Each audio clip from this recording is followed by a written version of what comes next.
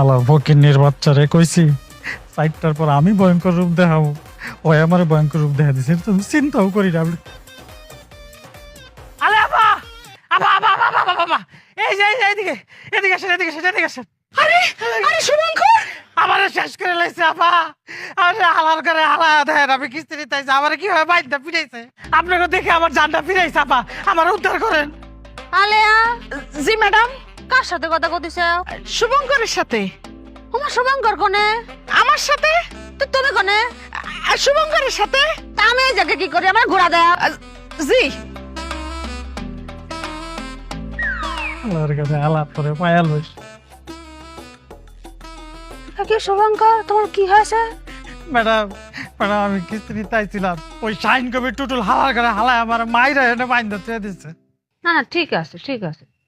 3জন ধরে তোমারে মারিছে? না না না ম্যাডাম, ওই শালার পুতে 3টা নাম একলাই রাখছে। না না, ঠিক আছে। শুভঙ্কর, জি ম্যাডাম। আমাকে সমিতির একটা নিয়ম আছে, ভুলে গেছে? না না ম্যাডাম, বলি নাই। হাসি হাসি, সুন্দর করে একটা হাসি তার তো দেখি।